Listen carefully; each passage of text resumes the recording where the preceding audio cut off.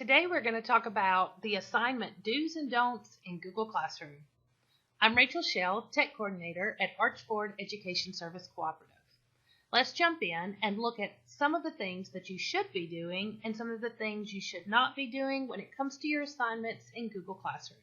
So now we are in our Google Classroom and I am currently in here as a teacher. And the first thing we want to look at is how not to set up our assignments. So our first example here, we have an assignment, and you may think this looks great to me. Here's where the problem is. We have two items attached here, and we are asking students to paste a screenshot into this Google Doc and turn it in, and then we are also asking them to complete an activity in the Google slide. So in this example, I have my test student who has completed this assignment, and here's where the problem is.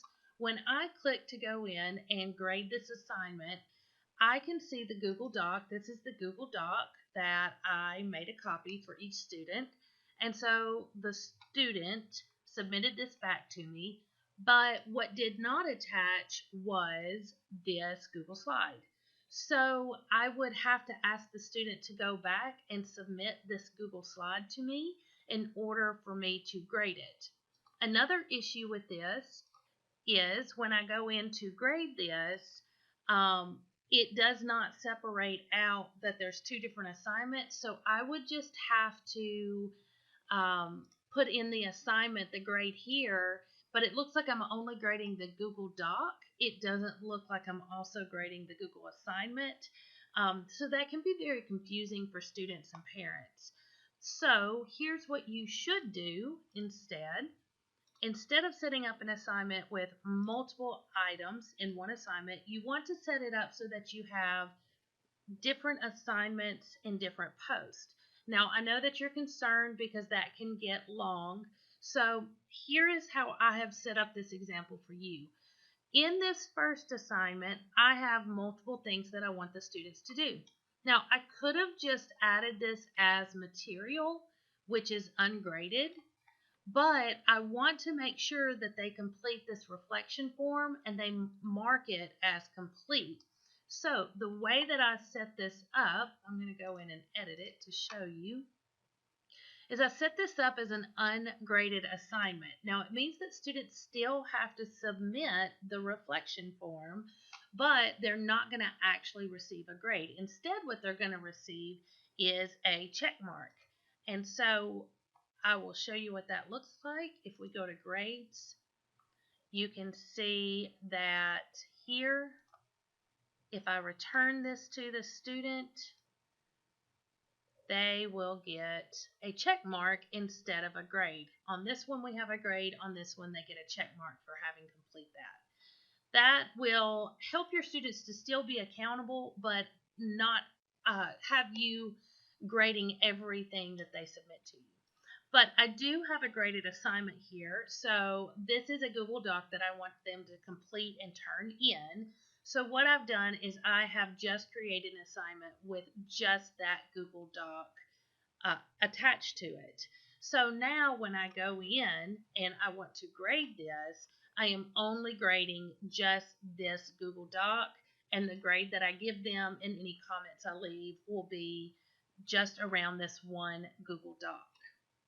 Now, one other thing that I did here to make it easier for students to see is I put the dates, which I know is which is simple for students to know what they need to do each day.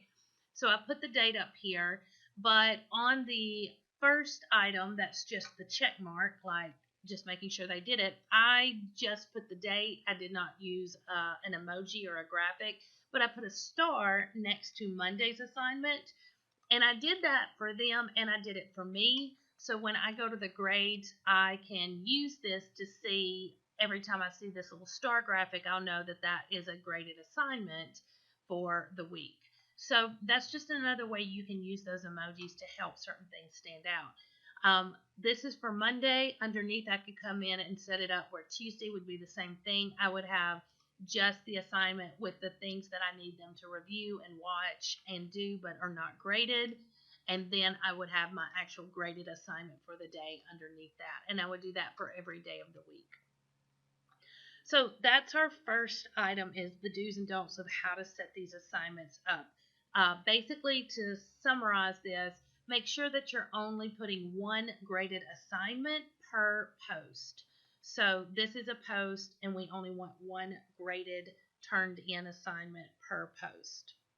So one other thing that I want to show you with assignments is how to set it up so that students get a copy. I love this feature where I set up an assignment and I add a Google Doc or a Google Slide, and I make it where students will receive their own copy of this. So how do you set this up? If we go into edit and we are setting up the assignment the first time, then we will choose from the drop down, each student will get a copy. Now I'm in here editing this assignment and it's assigned, and notice I cannot change that. So that is the downside of setting up each student will get a copy. Once it's set up, that is how it is. If you do not select this in the beginning, then you will have to go back to your coursework page, your classwork page, go to create a new assignment, and then you will have to add whatever it is you want to make a copy for each student. And then here is the drop down where you can choose what happens. The last one is make a copy for each student. And then once you have everything set up over here, then you can just simply assign this and it will make a copy for each student. So what happens if you forget to set that up in the beginning? You will have to come back and recreate this assignment and set it up in order for students to get a copy of each one. This is so great though, because students in Google Docs will be able to just turn it in by clicking a little gray button that appears up here and just says turn in. So they don't have to do anything extra. It makes it very simple. And one of the other examples that I have down here in this one, this is just a template that I set up that says paste your screenshot below, and I just use it over and over again and attach it. And so if a student needs to send an image or a screenshot of something, they can just paste it below, because each student will get their own copy and then click turn in, and that's all they have to do. And it makes it easy for me to grade, and it makes it easy for them to submit their work.